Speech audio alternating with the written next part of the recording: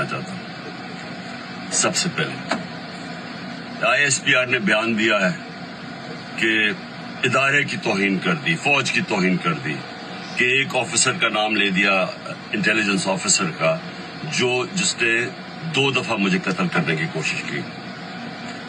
ISPR صاحب ذرا میری غور سے بات سنو۔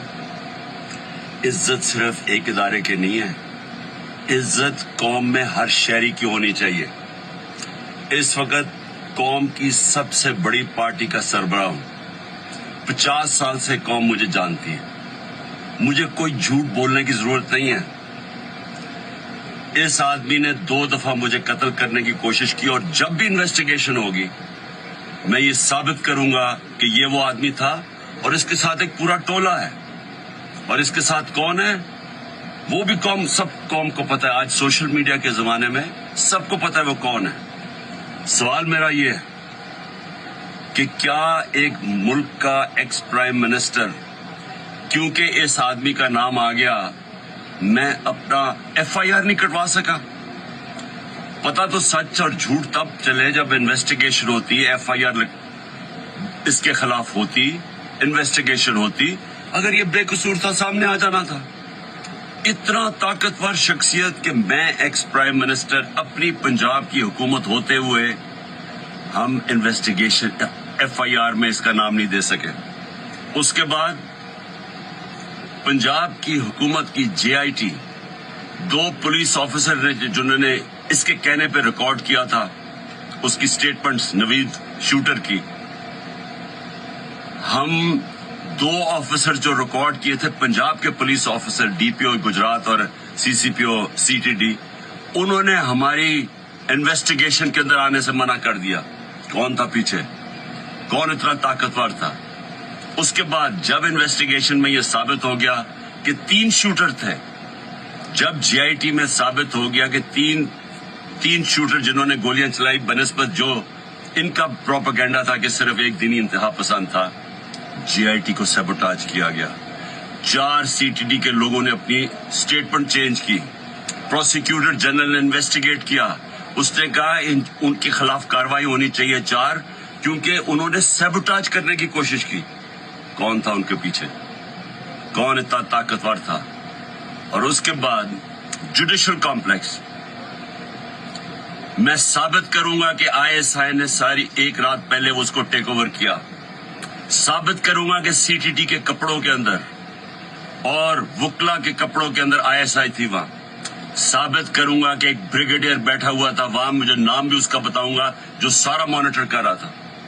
کیا کام تھا ISI کا وہاں؟ ثابت کروں گا کہ انہوں نے مجھے قتل کرنے کا لیا، اور پیچھے یہ آدمی تھا۔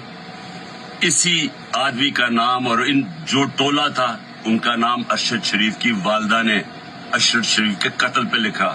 کوئی انویسٹیگیشن نہیں ہوئی، کوئی کسی کی جرت نہیں تھی کہ آگے بڑھے، کیونکہ یہ مقدس گائے ہیں، قانون سے اوپر ہیں۔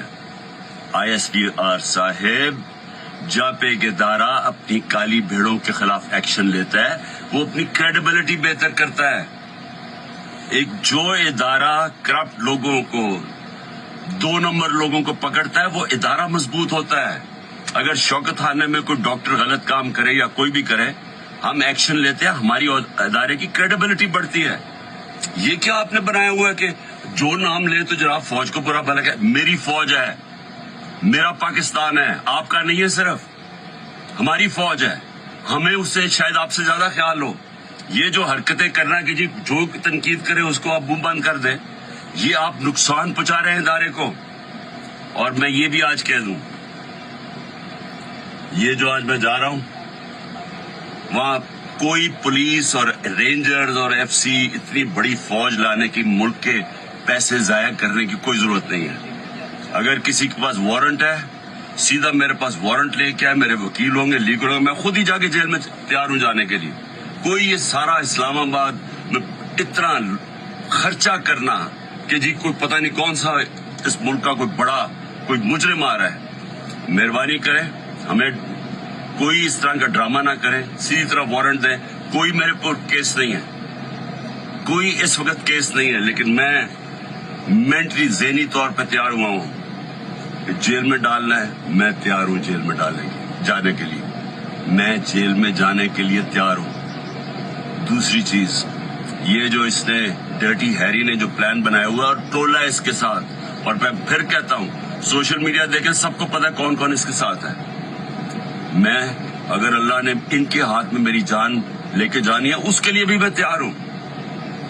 لیکن میرا آج سوال یہ ہے کہ کیا آپ لوگ تیار ہیں جن کی 5-6 انگلیاں گھی میں ہیں, جو اقتدار کے مزے لے رہے ہیں, جو پیسے بنا رہے ہیں اور پیسے بچا رہے ہیں نارو لے کے, کیا آپ سب تیار ہیں؟